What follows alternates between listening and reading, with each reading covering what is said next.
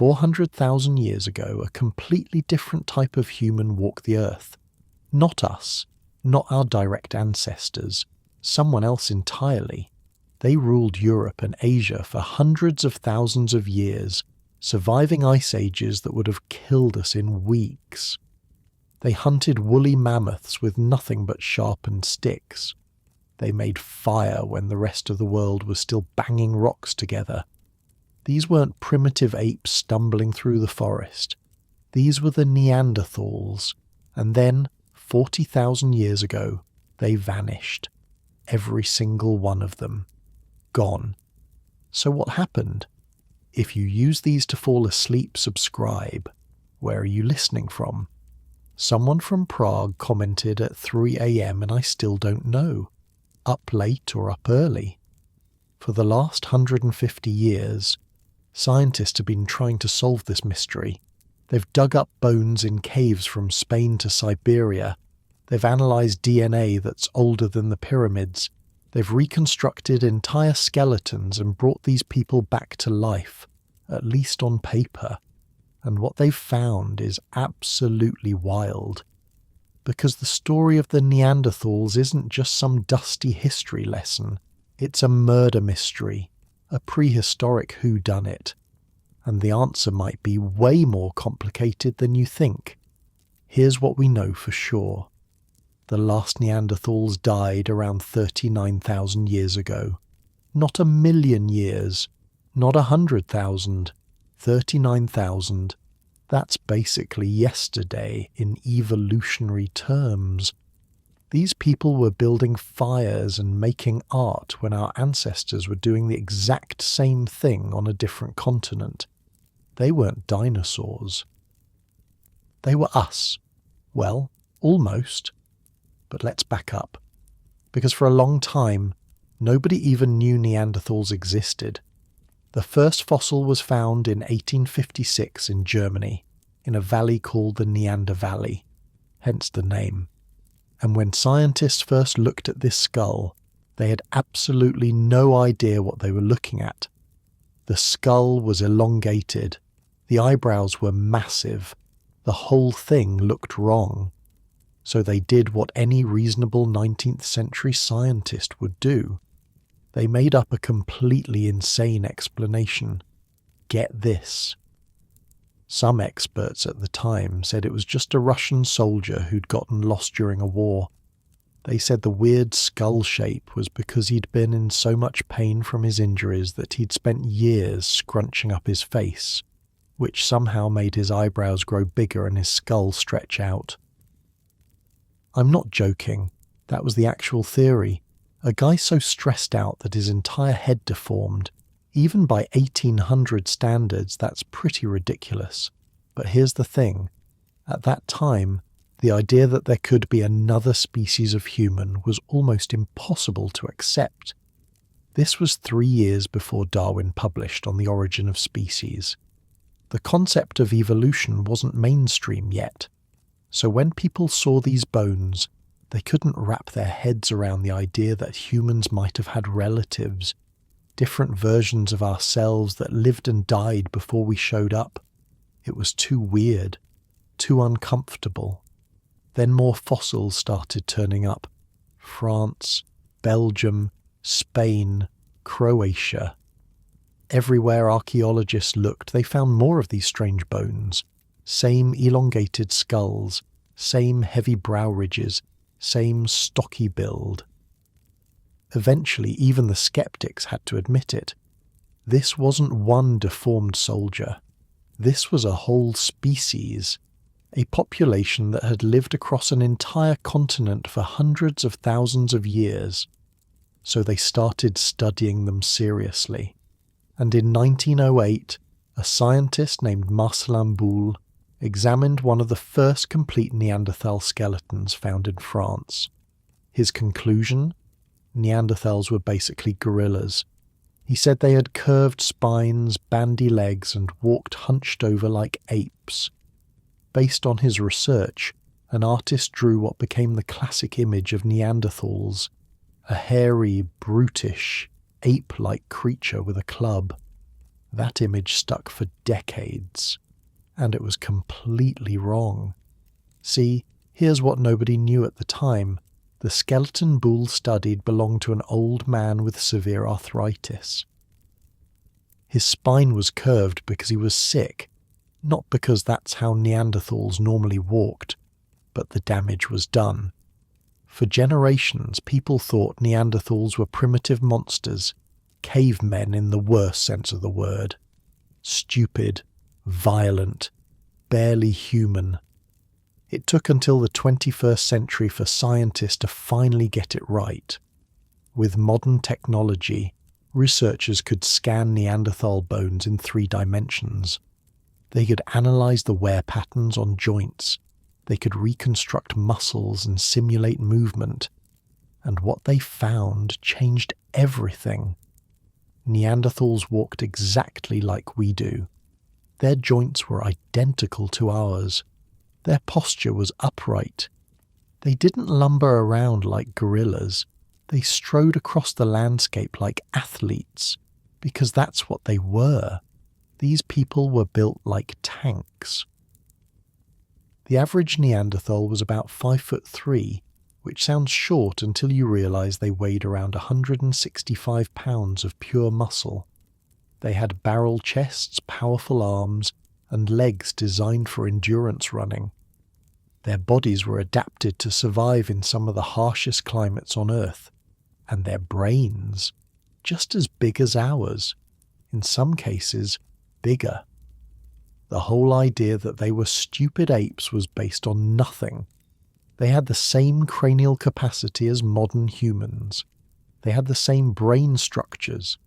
When scientists made casts of the inside of their skulls, they found areas associated with language, planning, and abstract thought.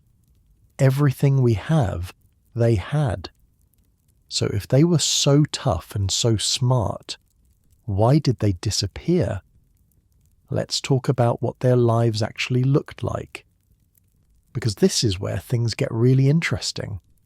Neanderthals weren't nomadic wanderers scraping by in frozen wastelands. They were organised, sophisticated people with complex societies. Archaeologists have found their campsites all over Europe and Asia. They'd set up at cave entrances, along rivers, in meadows overlooking valleys. Strategic locations where they could see prey coming from miles away. At one site in northern France, researchers found something incredible.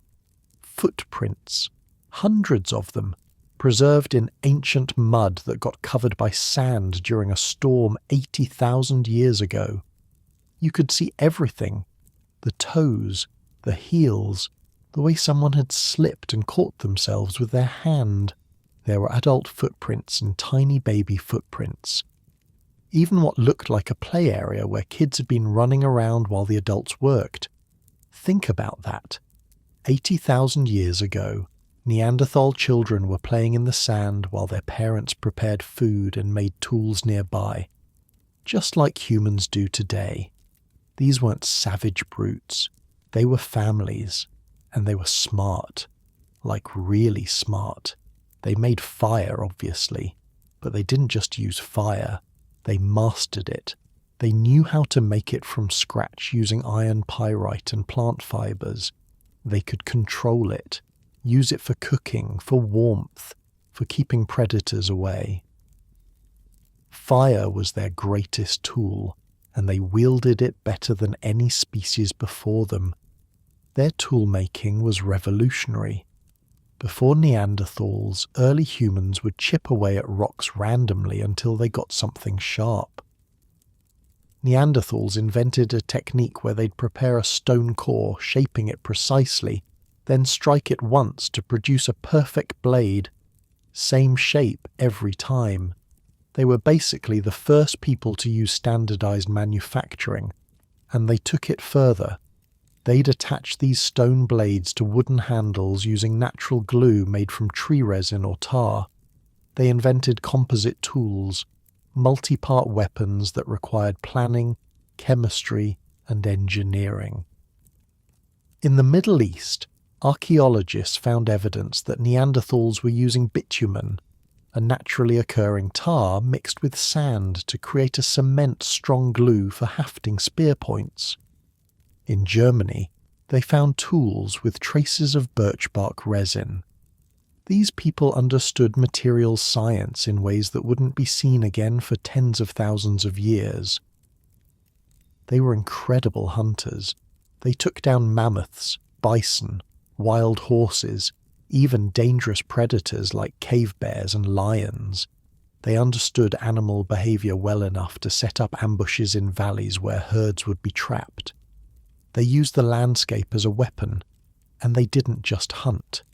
They gathered plants, cooked them to make them more digestible, and ate a varied diet that included everything from barley to dates to water lily roots.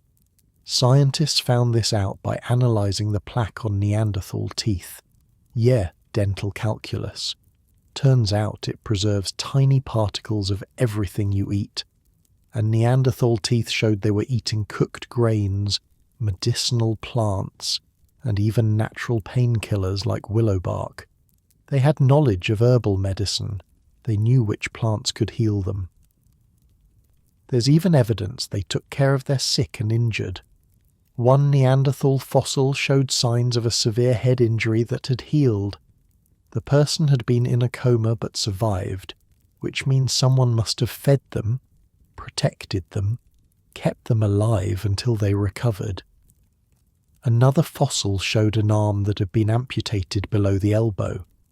The bone had healed completely, and the muscles hadn't atrophied, meaning the person had continued to use the arm somehow. They had surgery, they had rehabilitation, so we've got this picture of Neanderthals as strong, smart, resourceful people who took care of each other. They lived in family groups, they buried their dead, sometimes with offerings like flowers, carved stones and animal bones. They had culture, they had rituals, they even had art. In caves across Europe, researchers have found evidence of Neanderthal creativity. Hand stencils on cave walls, carved stones with faces, eagle talons strung together as jewellery, shells with holes drilled in them for necklaces. They weren't mindless brutes. They were people, and not just any people. They were our cousins, literally. Because here's where this story takes a turn. About 600,000 years ago, there was a population of early humans in Africa called Homo heidelbergensis. At some point, this population split. Some of them stayed in Africa and eventually became, yes, Homo sapiens. Others migrated north into Europe and Asia and became Neanderthals. Same parents, different paths. We shared a common ancestor. We're related. And that's not just a theory. We know this because scientists have sequenced Neanderthal DNA. In 2010, a team of researchers managed to extract genetic material from 47,000-year-old bones found in Croatia. They mapped the entire Neanderthal genome, and when they compared it to ours, they found something shocking. Neanderthal DNA is 98.5% identical to human DNA. We're almost the same, and that's not all. When they tested people from different parts of the world, they discovered that everyone outside of Africa carries about 2% Neanderthal genes in their DNA. 2%. That means if you're European, Asian, or from anywhere except sub-Saharan Africa, you have Neanderthal ancestors. They're literally part of you. So how did that happen? How did Neanderthal DNA get into the human genome? There's only one way. Neanderthals and humans met, they interacted, and they had children together. But if Neanderthals were so successful, so intelligent, so well adapted to their environment, and if they even mixed with humans, then why aren't they still here? What killed them off? Was it climate change, disease, war, something else entirely? That's what we're about to find out. Let's start with the obvious suspect: climate. When you think about ice ages, you probably picture frozen wastelands where nothing survives, glaciers crushing everything in their path, endless winter. And yeah, that's partly true. Europe 40,000 years ago was brutal. But here's the thing: Neanderthals had survived climate change for hundreds of thousands of years. They'd been through this before, multiple times. Scientists have identified something called Heinrich events. These were periods when massive amounts of ice would break off from glaciers and flow into the oceans. We're talking about icebergs the size of mountains drifting all the way down to the coast of Spain. For over a century at a time, temperatures would plummet. Food would become scarce. The landscape would transform into something barely recognizable. And the Neanderthals survived every single one of these events. Until one. The last major climate crisis hit around 40,000 years ago. It's called Heinrich Event 4. Glaciers expanded, forests retreated, the animals Neanderthals hunted either died off or migrated to warmer areas. Their territory shrank dramatically. But this wasn't the first time they'd faced this exact scenario. So why would this particular ice age be the one that killed them? At Oxford University, a researcher named Katarina Duker developed a new way to date Neanderthal remains. The old methods were unreliable because bone can get contaminated over thousands of years. So her team came up with something called ultrafiltration. Basically, they'd filter the bone samples so precisely that only the original carbon-14 remained. No contamination, no errors, just pure, accurate dates. They tested Neanderthal fossils from all over Europe: Spain, France, Italy, Greece, Northern Europe, site after site. And what they found was striking. There were no Neanderthal remains anywhere in Europe that dated later than 39,000 years ago. Not one. Everywhere they looked, the timeline was the same. 39,000 years ago, Neanderthals just stopped existing. So the question became, what was happening 39,000 years ago that was different from all the other ice ages? And here's where it gets complicated. Because the climate wasn't actually that unusual. Yeah, it was cold. Yeah, resources were scarce. But Neanderthals had dealt with worse. They'd survived in Siberia. They'd thrived in the frozen mountains of the Caucasus. They'd hunted on glaciers. Cold wasn't the problem. The real issue was that their populations had been shrinking for a long time. Tens of thousands of years. Slowly but steadily, there were fewer and fewer Neanderthals in any given area. Their genetic diversity was dropping. And when you have small, isolated populations, you become vulnerable to all sorts of things: disease, accidents, random bad luck.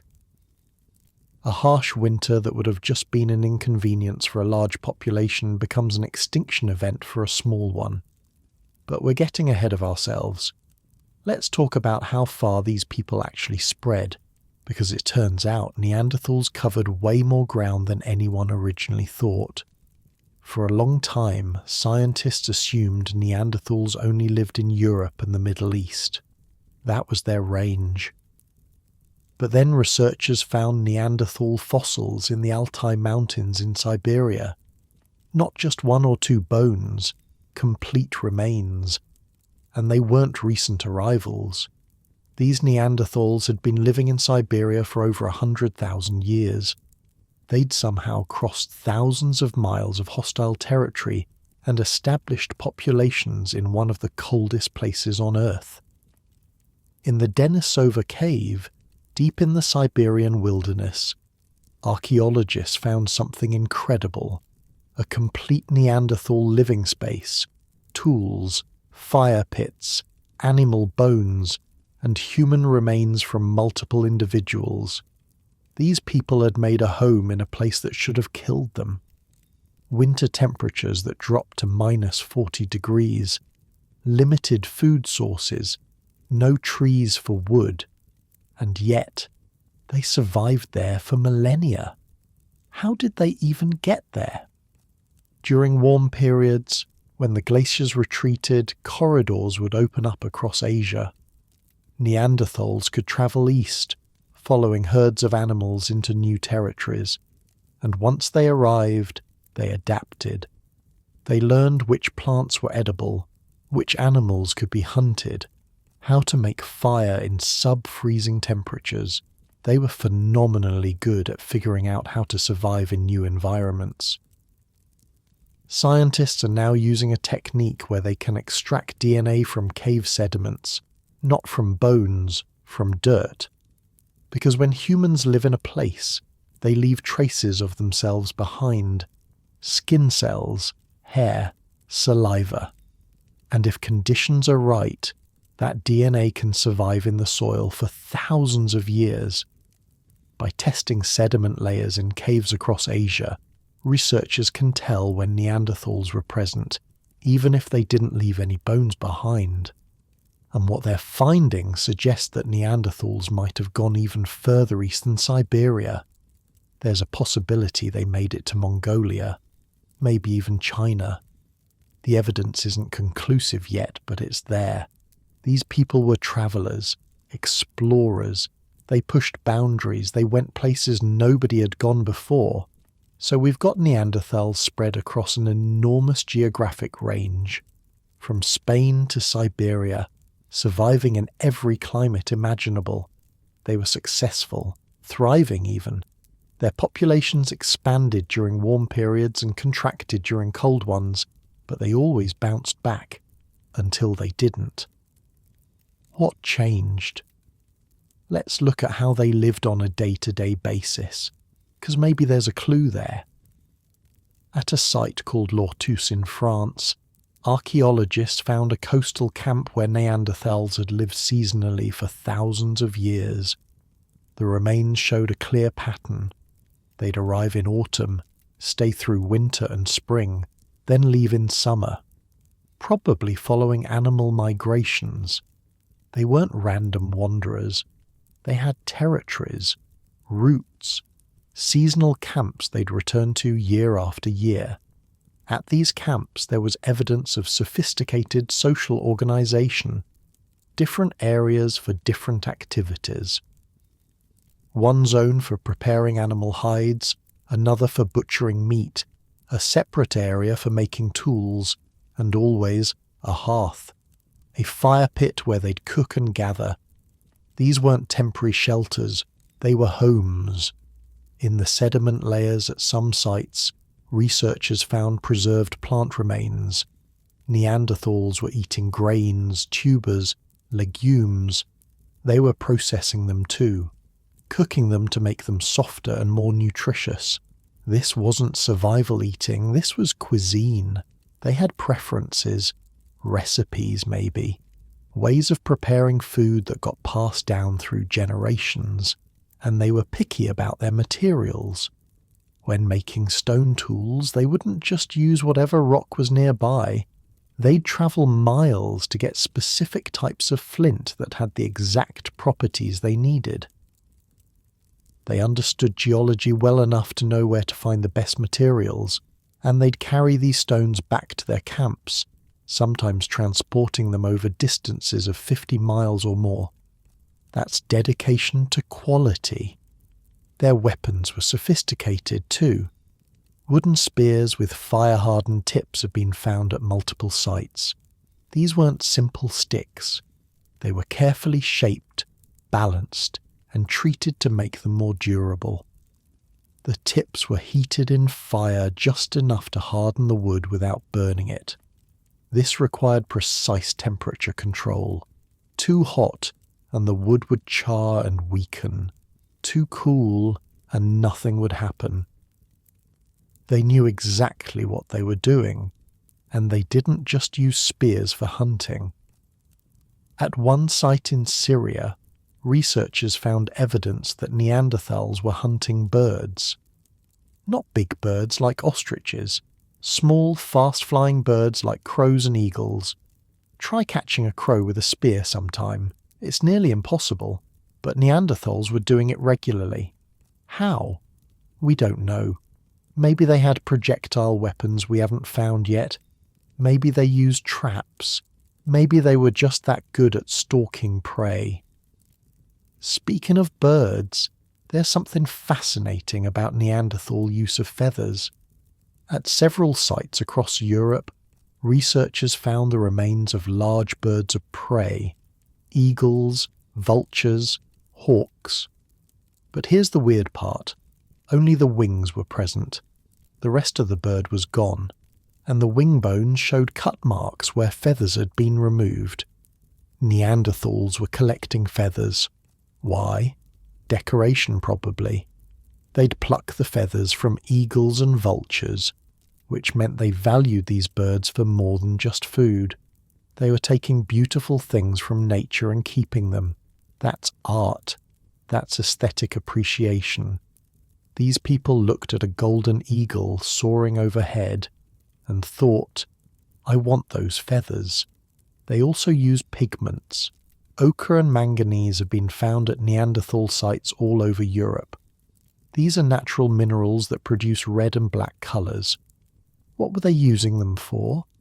Probably body paint, maybe decorating leather, possibly marking territory or creating symbols.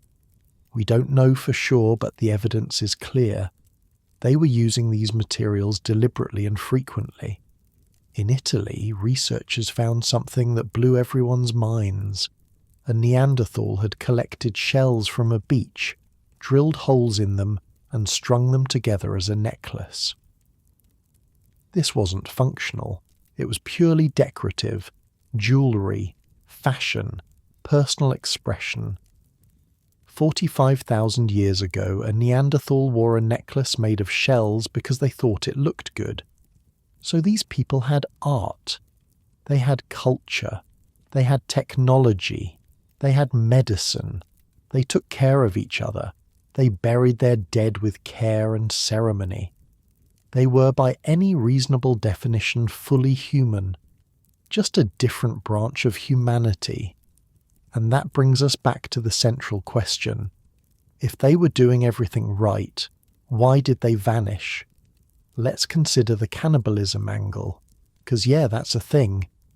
At multiple sites, archaeologists have found Neanderthal bones with cut marks that match exactly the marks found on animal bones. Butchery marks. The flesh had been removed. The bones had been broken to extract marrow. And this wasn't isolated.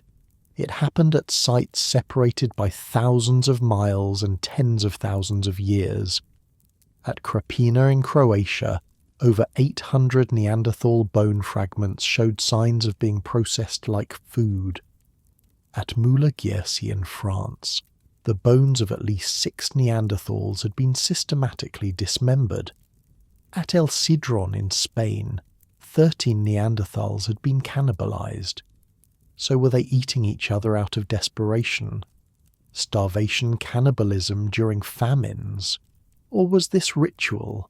Some kind of funerary practice where eating the dead was a way of honouring them? There's disease called kuru that can be transmitted through cannibalism. It's caused by prions, which are basically misfolded proteins that destroy your nervous system. In the 20th century, certain tribes in Papua New Guinea practiced funerary cannibalism, and kuru wiped out entire populations. Could something similar have happened to Neanderthals? Probably not. The sites showing cannibalism are spread across hundreds of thousands of years. If a disease like kuru had been spreading through Neanderthal populations, we'd see evidence of massive die-offs clustered in time and space. Instead, cannibalism shows up sporadically. A few individuals here, a family group there. It wasn't common enough to be a population-level threat. Plus, most Neanderthal remains don't show signs of cannibalism at all. Most individuals were buried intact, sometimes with obvious care.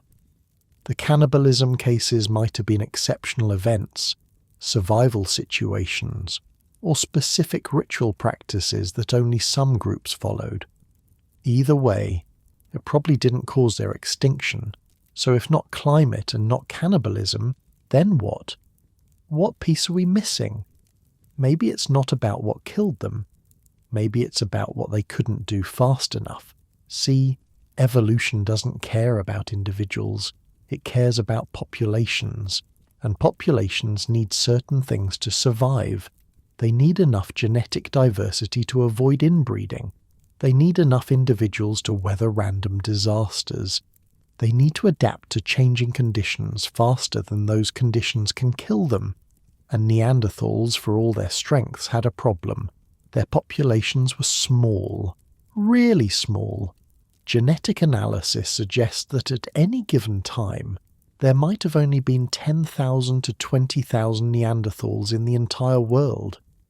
Compare that to modern humans, who numbered in the hundreds of thousands even back then. Small populations are fragile. If a disease kills 10% of your people, and you only have 10,000 to start with, that's 1,000 dead.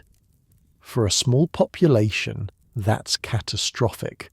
You've lost hunters, mothers, children, knowledge keepers, and you might not recover. Each loss makes the next one harder to absorb. And then there's the inbreeding. When populations get small and isolated, you start running out of mating partners outside your immediate family.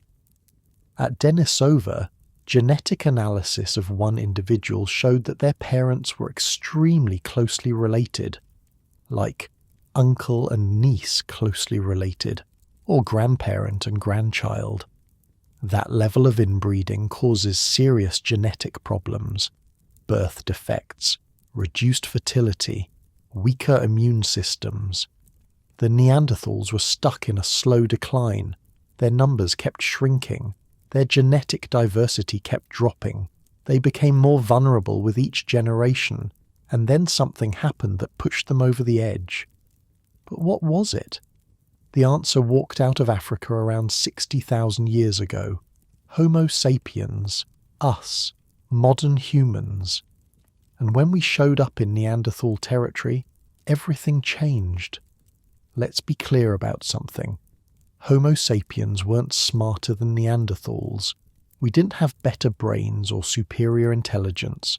Our skulls were actually slightly smaller on average. What we had was numbers, lots and lots of numbers.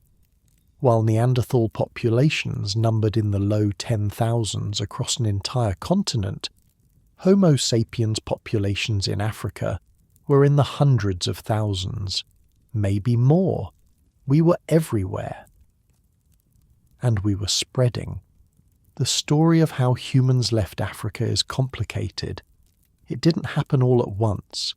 There were multiple waves of migration over tens of thousands of years. The first modern humans probably reached the Middle East around 120,000 years ago. And guess what? Neanderthals were already there. In Israel, at sites like Skul and Kafsa caves, archaeologists found something incredible. Human and Neanderthal remains in the same locations. Not at the same time necessarily, but close enough that these two groups were definitely aware of each other. They were sharing the same land, using the same resources, living in the same caves. For over 10,000 years, humans and Neanderthals coexisted in the Middle East. That's not a brief encounter. That's not a chance meeting. That's long enough to build relationships, to communicate, to learn from each other, and maybe to do more than just trade tools. See, when two populations live near each other for that long, things happen. Cultural exchange, technology sharing, and sometimes romance. Yeah, we're going there. Because the evidence suggests that humans and Neanderthals didn't just tolerate each other. They had kids together. How do we know? DNA. Remember that Neanderthal genome that scientists sequenced in 2010? When they compared it to modern human DNA, They expected to find differences, lots of them. What they didn't expect was to find Neanderthal genes inside human DNA. But that's exactly what they found. If you're of European, Asian, or Native American descent, roughly 2% of your genome came from Neanderthals. 2% doesn't sound like much, but it's huge. It means that somewhere in your family tree, maybe 50,000 years ago, one of your ancestors was a Neanderthal. They had kids with a human. Those kids survived, had their own kids, and passed on Neanderthal genes all the way down to you. But African populations don't have Neanderthal DNA. Why? Because the interbreeding happened after humans left Africa. It happened in the Middle East, probably, or maybe in Europe. Humans and Neanderthals met, mixed, and the hybrid offspring carried genes from both species. In 2002, researchers exploring a cave system in Romania made an incredible discovery. They found a nearly complete human skull dating back 42,000 years. When they tested the DNA, they got a shock. This person had 6% Neanderthal DNA.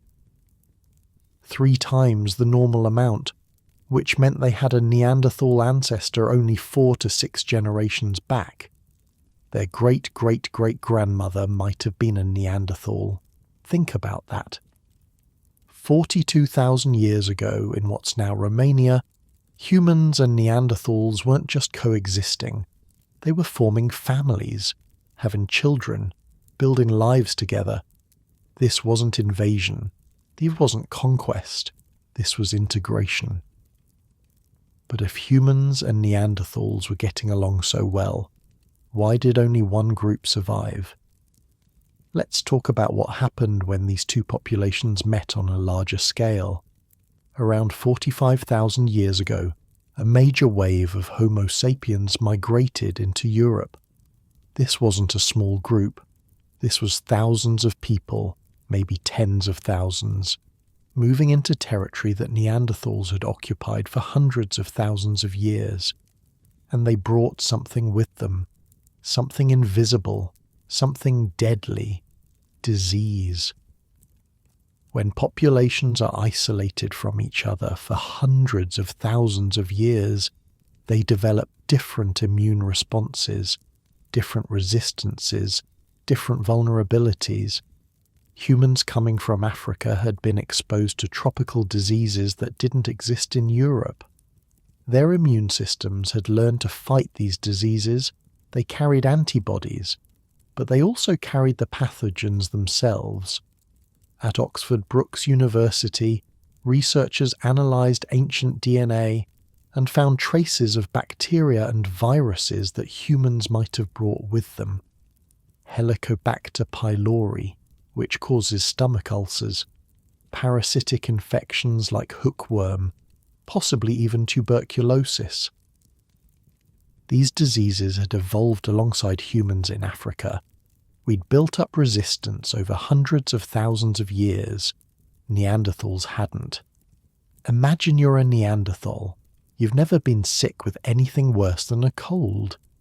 Your immune system has never encountered tuberculosis. Then a group of humans moves into the valley where you hunt. They're friendly. You trade with them. Maybe you share a meal. And without anyone realizing it, you've just been exposed to a disease your body has no defense against. Within weeks, you're coughing, losing weight, running a fever. Within months, you're dead, and you've infected your family, your clan, everyone you came into contact with. The disease spreads through your population like wildfire, because nobody has immunity. Nobody knows how to treat it. Nobody survives. This is called virgin soil epidemics. When a disease hits a population that's never been exposed to it before, the mortality rate can be catastrophic. When Europeans brought smallpox to the Americas in the 1500s, it killed up to 90% of indigenous populations in some areas. not because Native Americans were weaker, but because they'd never encountered that specific disease before. The same thing might have happened to Neanderthals. Humans didn't have to actively kill them, we just had to be near them. Our diseases did the rest, but disease alone doesn't explain everything, because remember, Neanderthals and humans were interbreeding. If diseases were jumping between populations, you'd expect hybrid offspring to have some resistance. The kids of mixed human-Neanderthal couples would inherit immune genes from both parents. Some of them should have survived, and actually they did.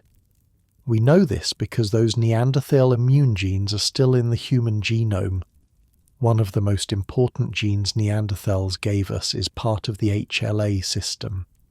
That's the part of your immune system that recognizes foreign invaders like viruses and bacteria. The Neanderthal version of this gene is incredibly good at fighting off certain types of infections, and it's common in modern human populations, which means it provided a real survival advantage. So humans benefited from Neanderthal genes. We got their immune systems, their cold weather adaptations, their ability to process certain foods. We took the best parts of their genome and kept them. But what did Neanderthals get from us? Not enough, apparently, because they're gone and we're still here. Here's where the math gets brutal. Neanderthal populations were already small and declining, maybe 10,000 individuals spread across Europe and Asia. Then humans show up. We've got bigger populations, more genetic diversity, and we're moving into their territory, not with armies, just with families. But there are so many of us that even a slow migration changes everything. Every valley that humans settle in is a valley where Neanderthals have less room. Every herd of deer that humans hunt is a herd that Neanderthals can't access. Every cave that humans occupy is a cave that Neanderthals have to abandon. It's not war, it's competition for resources, and when you're outnumbered 10 to 1, competition is just as deadly as violence. Neanderthals had a lower birth rate than humans. Their pregnancies were probably similar to ours, but their populations grew more slowly. Humans, on the other hand, were having babies constantly. Our populations could replace losses quickly. Theirs couldn't. Every Neanderthal death mattered more. Every failed pregnancy was a bigger setback. Every child who didn't survive to adulthood was a greater loss. And here's the kicker. When Neanderthals and humans had kids together, those kids were raised as humans. They lived in human communities. They learned human customs. They mated with other humans. The Neanderthal genes got absorbed into the human gene pool, but the reverse didn't happen. There was gene flow from Neanderthals into humans, but not the other way around. Think of it like two rivers merging. The smaller river doesn't make the bigger river disappear. It just becomes part of it. Neanderthals didn't go extinct in the traditional sense. They were absorbed. Their genes, their traits, their legacy all got folded into the human population. But as a distinct group, they ceased to exist. In Spain, at a cave called El Sidron, archaeologists found the remains of 30 Neanderthals who all died around the same time. Genetic testing showed they were a family. 2 adult males, 3 adult females, 3 adolescents, 2 juveniles, and 3 infants. An entire multi-generational family group. And they'd all been cannibalized. The bones showed cut marks identical to butchery marks on animal remains. They'd been deliberately processed for food by other Neanderthals. We know this because the butchery techniques matched Neanderthal tool use patterns, and the timeline was 49,000 years ago, before humans had reached that part of Spain. Was this violence between Neanderthal groups, ritual cannibalism, starvation. We don't know. But it shows that Neanderthal life wasn't peaceful. They faced dangers from their own kind, not just from climate or predators or disease. When you combine everything, small populations, low genetic diversity, climate stress, disease from contact with humans, competition for resources and internal conflicts, you get a perfect storm. Any one of these factors alone might not have been enough to cause extinction, but all of them together, that's overwhelming. And there's one more thing, something that might have been the final nail in the coffin. Neanderthals were specialists. They'd adapted to European and Asian environments over hundreds of thousands of years. They knew exactly how to survive in those specific conditions. But when the climate changed rapidly, or when resources shifted, or when new competitors arrived, they couldn't adapt fast enough. Humans, on the other hand, were generalists. We'd evolved in Africa, which has incredible environmental diversity. Deserts, rainforests, mountains, savannas. We'd learned to survive everywhere. When we migrated out of Africa, we brought that flexibility with us. We could eat anything, live anywhere, make tools from whatever materials were available. Neanderthals were excellent at doing one thing. Humans were decent at doing everything. In evolutionary terms, being a generalist is often better than being a specialist when conditions are unstable. Specialists dominate when things are predictable. Generalists survive when things get weird. And 40,000 years ago, things got very weird. The climate was fluctuating wildly. Human populations were expanding into new territories. Diseases were spreading. Resources were shifting. Neanderthals, for all their strengths, couldn't keep up. Their populations fragmented. Groups became isolated from each other. Genetic diversity crashed. And one by one, the last Neanderthals died. But they didn't disappear completely. Because their DNA is still here, in us. Every person of non-African descent carries pieces of Neanderthal genome. Genes that help us fight disease, genes that adapted us to cold climates, genes that affect our hair colour, skin tone, and even our sleeping patterns. Some Neanderthal genes protect against certain cancers, others increase the risk of autoimmune disorders, some affect how we metabolize fat, others influence our pain tolerance. We're still discovering what these genes do, but one thing is clear. Neanderthals shaped us. They're part of who we are.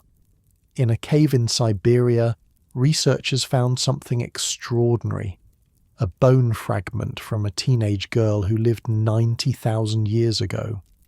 When they sequenced her DNA, they discovered that her mother was a Neanderthal and her father was a Denisovan, another extinct human species. She was a hybrid, the direct child of two different human species. This girl proves that interbreeding wasn't rare or accidental. It was common enough that we're still finding evidence of it thousands of years later. And it wasn't just Neanderthals and humans. It was Neanderthals and Denisovans. It was humans and Denisovans. It was probably other groups we haven't even discovered yet. The human family tree isn't a clean line. It's a tangled mess of branches that split and merged and hybridized.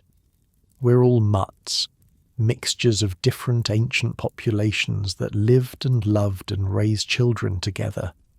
Neanderthals weren't a separate species that we replaced. They were relatives that we absorbed. So when people ask, who killed the Neanderthals? The answer is complicated. Nobody killed them. Not exactly. They died from a combination of factors, most of which were beyond anyone's control. Climate, disease, demographics, competition, bad luck. And in the end, they didn't disappear. They just became part of something bigger. They became us. So here's the part that's going to mess with your head. When we say Neanderthals went extinct, what does that actually mean? If their DNA is in us, if their genes are still functioning in our bodies, if we're literally carrying their genetic legacy forward, did they really go extinct? Or did they just transform into something else? This isn't a philosophical question, it's a scientific one. And the answer depends on how you define extinction. If you mean they're no longer walking around as a distinct species with their own populations and culture, then yes, they're extinct. But if you mean their genetic information is gone from the earth, then no. They're very much alive, just not in the way we usually think about. Let's talk about what Neanderthal genes actually do in modern humans, because this isn't just some abstract heritage. These genes are active, they're affecting you right now. One of the biggest contributions is immunity. Remember those HLA genes? The ones that help your immune system identify threats? Several variants of these genes in modern humans came directly from Neanderthals. When scientists compared the frequency of these genes in different populations, they found something fascinating. People whose ancestors lived in areas where Neanderthals and humans overlapped have more Neanderthal immune genes. It's like our ancestors specifically kept the genes that helped them survive diseases they encountered in Europe and Asia. And it worked. Studies have shown that certain Neanderthal immune genes provide protection against RNA viruses. You know what RNA viruses include?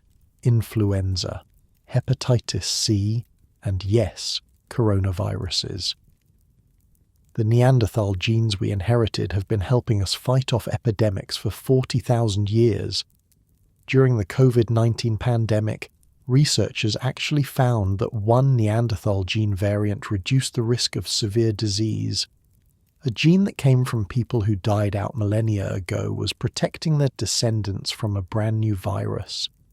But it's not all good news. Some Neanderthal genes come with downsides. There's a gene cluster on chromosome 3 that increases the risk of severe COVID-19. Another Neanderthal variant increases the risk of type 2 diabetes, yet another affects nicotine addiction. Some influence depression and mood disorders. It's a mixed bag. We got beneficial genes and harmful ones, just like you'd expect from any genetic inheritance. Neanderthal genes also affect physical traits, skin colour for one. Pale skin that's common in European populations, partially thanks to Neanderthal genes. Makes sense, right? Neanderthals lived in northern latitudes where sunlight was scarce. Lighter skin helps produce vitamin D in low-light conditions.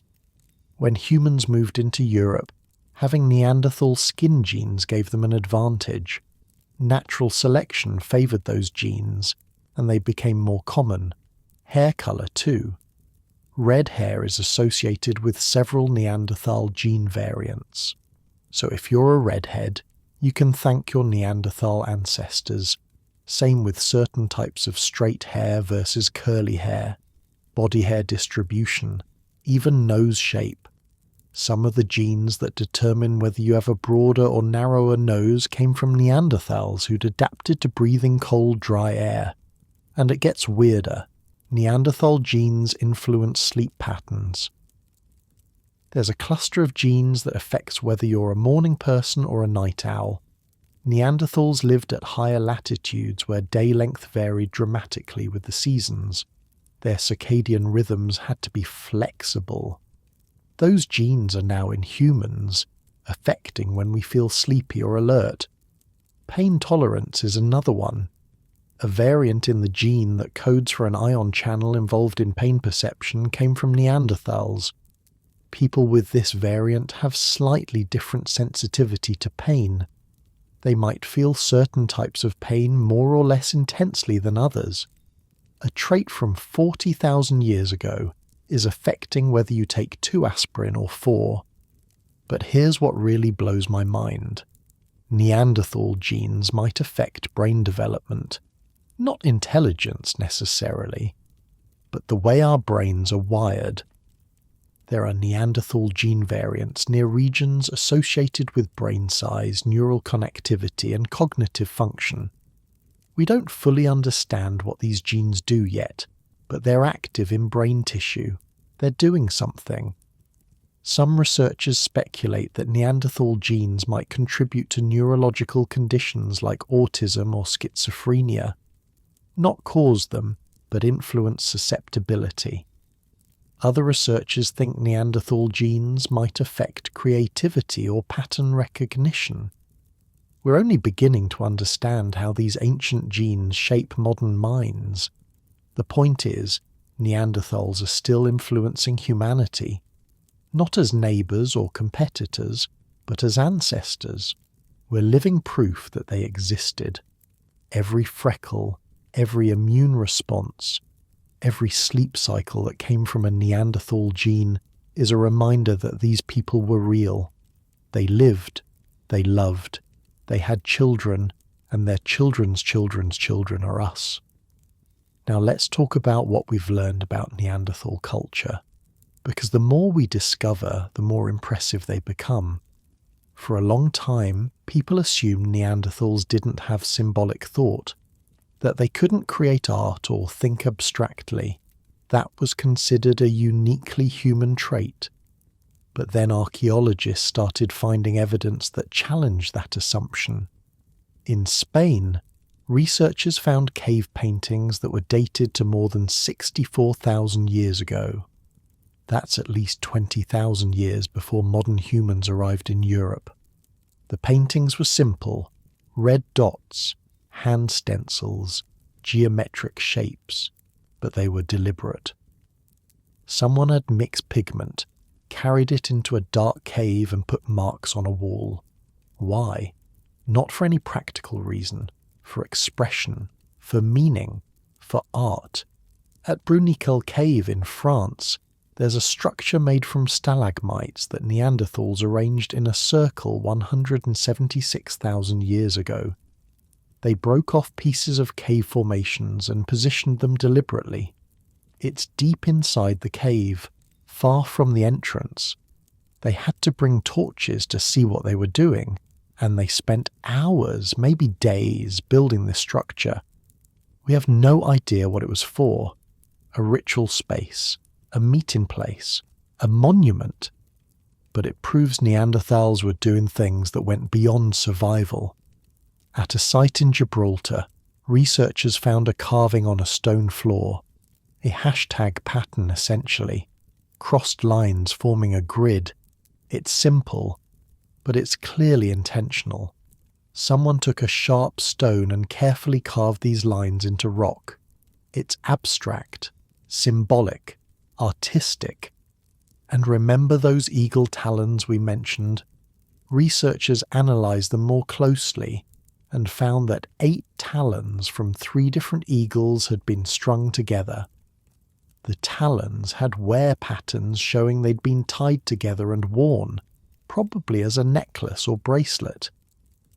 Neanderthals were making jewellery 130,000 years ago, 70,000 years before humans started doing the same thing. They also used feathers for decoration. At multiple sites, researchers found bird bones with cut marks specifically where large feathers attach. They weren't eating these birds, they were harvesting feathers from eagles, vultures, hawks, the biggest, most impressive feathers they could find. Why? Because they looked cool. Because wearing eagle feathers made you look powerful. That's symbolic thinking. That's culture. We also know they buried their dead. Not always, but often enough that it was clearly a practice. At La Chapelle-aux-Saints in France, a Neanderthal was buried in a shallow grave dug into the floor of a cave. The body was positioned carefully, lying on its side with legs drawn up. Near the skeleton, archaeologists found stone tools and animal bones, offerings. Someone who cared about this person put those items there deliberately. At Shanidar Cave in Iraq, researchers found a Neanderthal burial surrounded by pollen from flowers: yarrow, cornflower, hollyhock. Someone had placed flowers around the body. This has been debated, with some scientists arguing the pollen could have been contamination. But other burials show similar care: bodies positioned intentionally, stones placed around them, evidence of ceremony. They took care of their elderly and disabled too. At Shanidar, one skeleton belonged to a man who'd been severely injured years before he died. He had a withered arm, probably from a childhood injury. He was partially blind. He had a head injury that had healed but likely left him with cognitive impairments, and he lived to be 40+ years old. Someone fed him, protected him, kept him alive despite his disabilities. That's compassion. That's community. Another Neanderthal fossil showed evidence of a jaw infection that had been treated. The infection was so severe it would have been fatal without intervention. But someone drained the abscess, cleaned the wound, and kept the person alive until it healed. They had medical knowledge, they practiced surgery, and they used medicine. Analysis of dental calculus from Neanderthals in Spain showed traces of poplar bark, which contains salicylic acid. That's the active ingredient in aspirin. They were chewing bark to relieve pain. They also had traces of a penicillin-producing fungus, antibiotics. 49,000 years before Alexander Fleming discovered penicillin, Neanderthals were using it. They knew which plants could heal and which could harm. They had knowledge of their environment that went far beyond just finding food. They understood chemistry in a practical sense. They knew that certain barks relieved headaches, that certain mushrooms fought infections, that heating rocks could release tar for glue. This was sophisticated knowledge passed down through generations. And they must have had language to pass it down. You can't teach someone how to make birch tar glue through gestures alone. You can't explain which plants are medicinal without words. The presence of that hyoid bone, the one that supports the tongue, proves they had the anatomy for speech. The presence of brain regions associated with language production proves they had the neural hardware, and the complexity of their culture proves they were using it. What did Neanderthal language sound like? We'll never know. But they talked. They told stories. They taught their children. They probably had names for places, for animals, for each other. They had jokes maybe, songs, prayers, all lost now. But they existed. The more we learn about Neanderthals, the harder it becomes to see them as primitive. They were people. Different from us in some ways, but not inferior, not less than, just different. And yet they're gone. As a distinct population, they don't exist anymore. The last group of Neanderthals probably lived in southern Spain or Gibraltar, holding out in small refuges as human populations expanded across Europe. By 39,000 years ago, even those last holdouts were gone. The places where they'd lived for hundreds of thousands of years were empty. What was it like to be the last Neanderthal? Did they know they were disappearing? Did they notice that each generation there were fewer of them, that neighbouring clans had vanished, that the humans kept coming, kept spreading, kept taking more territory? We'll never know what they thought or felt in those final years, but we can imagine a group of 20 people, maybe, hunting in the hills of southern Spain. They know there used to be more of them. They remember other clans, other families, but those groups are gone now. They haven't seen another Neanderthal in years. They're alone. They don't know they're the last. How could they? But they feel it maybe. The emptiness, the silence where there used to be others like them. And then, one by one, they die. an accident, an infection, old age, until there's just one left. One person who remembers what it was like when there were more, and then one day they're gone too, and the world moved on without them.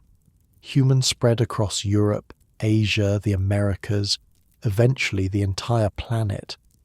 We built civilizations, created art, developed technology, went to space, and the whole time we carried pieces of Neanderthal with us, in our genes, in our immune systems, in the colour of our hair and the shape of our noses. They didn't vanish, they joined us, and in a strange way that might be the ultimate victory. Not surviving as a separate species, but becoming so integrated with another species that you literally become part of them. Neanderthals lost their identity but gained immortality. They'll exist as long as humans do, maybe longer. Because even if humanity goes extinct someday, if our DNA is ever recovered and studied by someone else, they'll find Neanderthal genes. They'll see that we weren't alone, that we mixed with other human species, that we carried their legacy forward, and in that sense, Neanderthals will never truly die. They're part of the human story, forever. There's a museum in Zagreb, Croatia, where you can see Neanderthal bones up close, skulls, femurs, teeth. The actual remains of people who died over 100,000 years ago. And when you look at them, really look at them, something shifts in your brain. These aren't fossils. These were people who woke up in the morning, felt hungry, got cold, loved their families, feared death. They had favourite foods. They had friends. They probably had enemies. They knew which valley had the best hunting, which caves stayed warm in winter, where to find the right stones for tools. They had memories of their childhood. They recognized faces. They had inside jokes with their siblings. They were conscious, thinking beings with rich inner lives, and now they're bones in a museum. The last representatives of a species that thrived for 400,000 years, gone in what amounts to an evolutionary eye blink. So what can we learn from their disappearance? Because make no mistake, there are lessons here. Lessons that matter right now, today, for us. First lesson: small populations are vulnerable. It doesn't matter how smart you are, how well adapted, how tough. If your numbers drop below a certain threshold, you're in trouble. Neanderthals probably never numbered more than a few tens of thousands at their peak. When climate changed, when disease hit, when competition increased, they didn't have the buffer that larger populations have. Every loss hurt more. Every setback was harder to recover from. We're seeing this play out today with endangered species. It's not that tigers or rhinos or pandas are poorly adapted. They're incredible animals. But their populations are so small that they're teetering on the edge. One bad year, one new disease, one environmental shift, and they could be gone.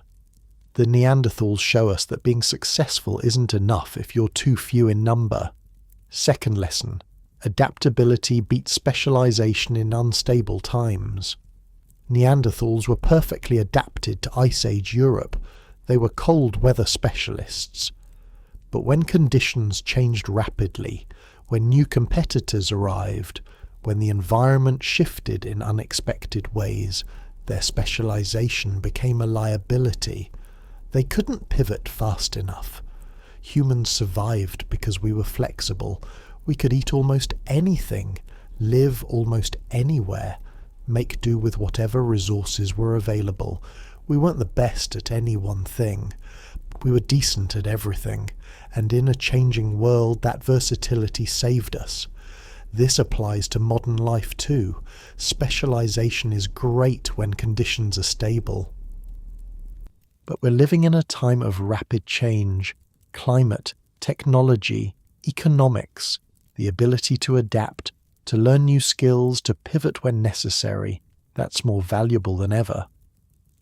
Third lesson, isolation kills.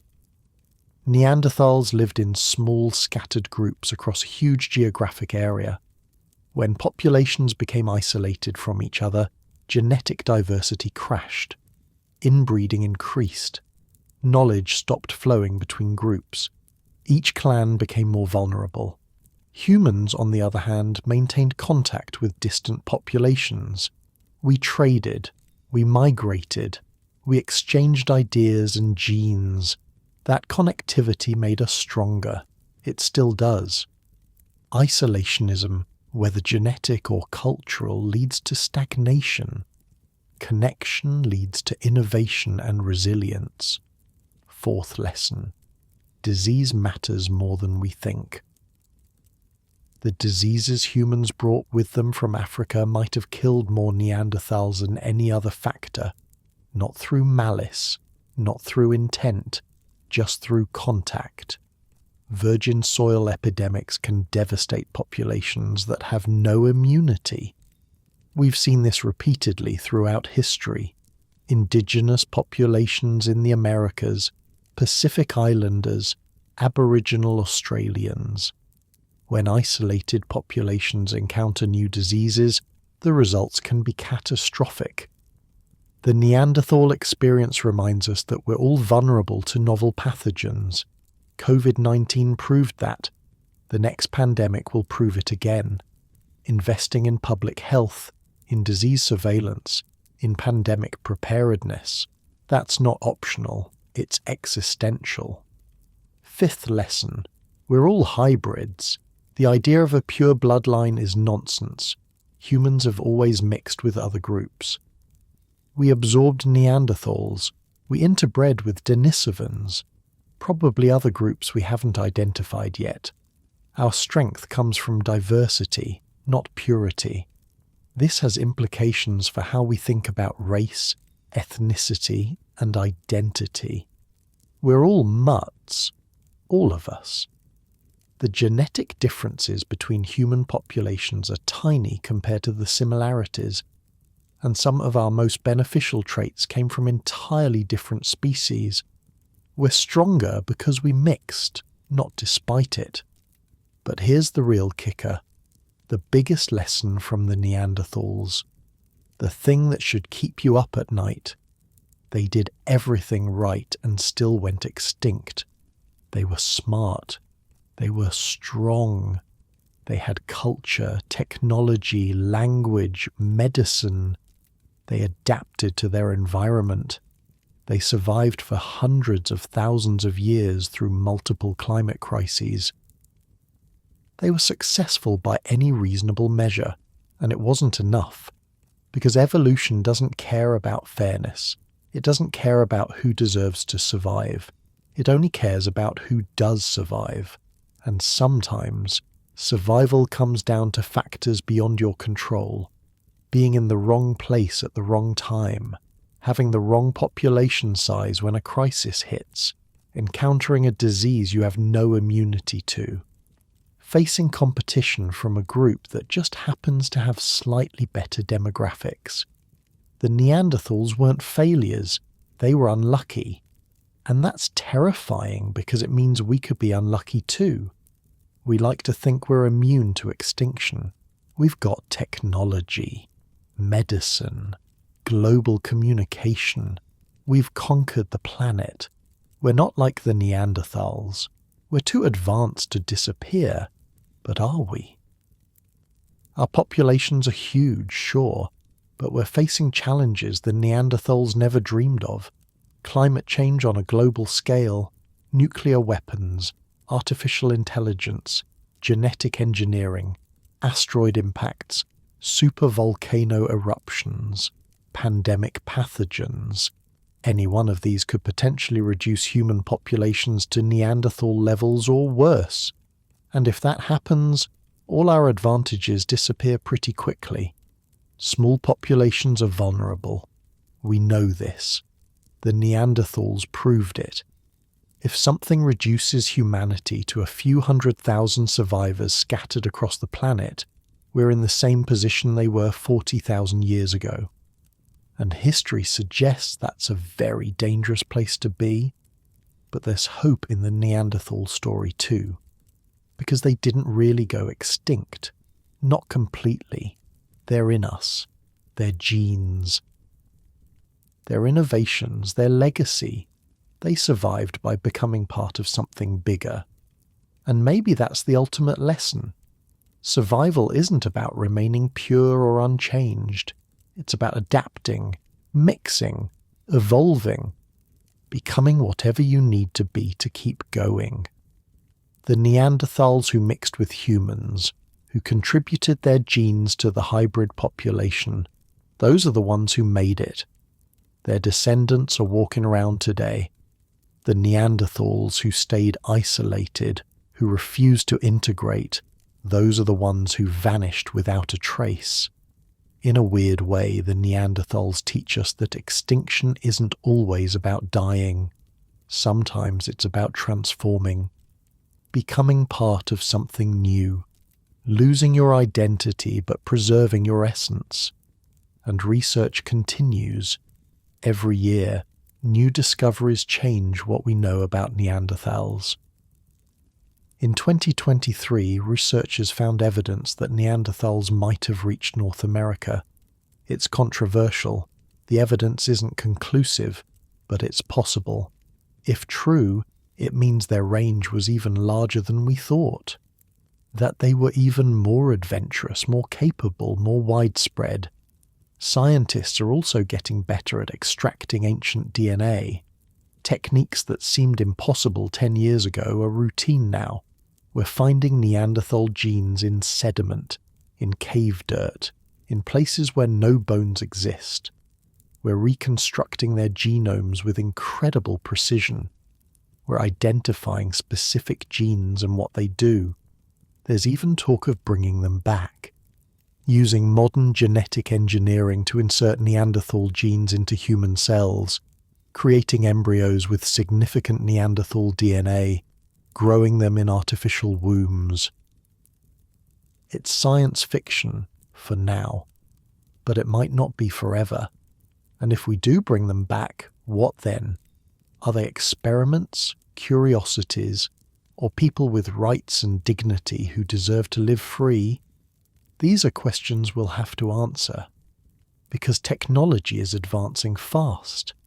The gap between what's possible and what's ethical is narrowing, and the Neanderthals, silent for 40,000 years, might force us to confront very modern questions about what it means to be human.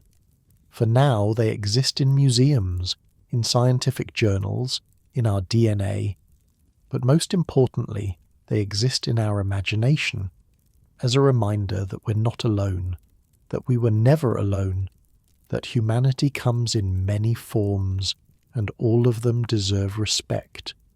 The Neanderthals were our siblings, our cousins, our ancestors. They were us, in a different form.